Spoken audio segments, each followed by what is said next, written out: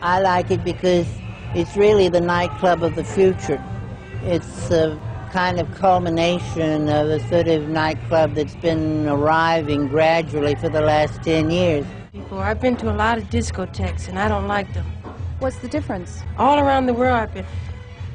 I don't know the feeling. I mean, the excitement of the props coming down and the balcony. It's just exciting. He never got used to it. I mean, celebrities would just floor him, you know. But he was just having such a good time, you know. And I think he had to take Quaaludes just to relax. And sometimes he would take too many, you know, because he'd be so excited. He'd be talking to me and spitting in my face at the same time.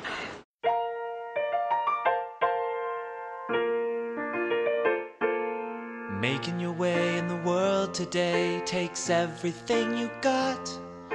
Taking a break from all your worries sure would help a lot. Wouldn't you like to get away? Sometimes you wanna go where everybody knows your name,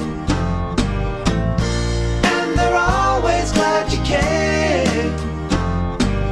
You wanna be where you can see our troubles are all the same. You wanna be where everybody knows your name. You wanna go where people know that people are all the same. You wanna go where everybody knows your name.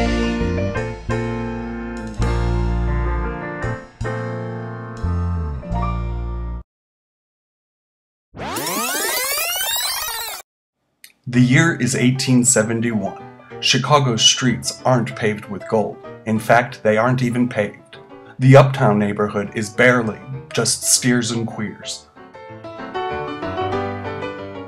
In another generation, Chicago will become hog butcher of the world, but for now, its economy is centered around the mining of wild onions, these very onions that gave the city its Native American name, and also the name to Uptown's first bar, the Wild Onion, a haven for hard-working and hard-drinking men, and an Irish playwright who adored them, Oscar Wilde.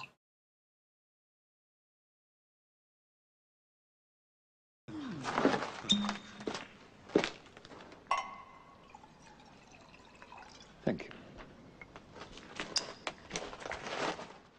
Historians would have us believe that the Great Fire started in what is now Chicago's Loop District.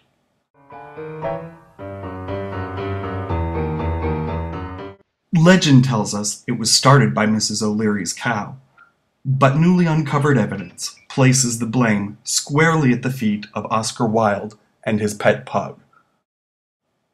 Historians are now convinced that Wilde's small pug was terrified at the sight of seeing someone who looked like Jude Law making out with someone who looked like Stephen Fry, and in its terror, the dog bolted from the room, bringing down a lantern which caught the curtains ablaze, and then started what is now known as the Great Conflagration, or the Chicago Fire. To ensure that both the playwright and the pooch would live in infamy, the Wild Onion was renamed Wild Pug, and as can be seen from this rare archival footage, the letter E in Wilde's last name did not arrive in time.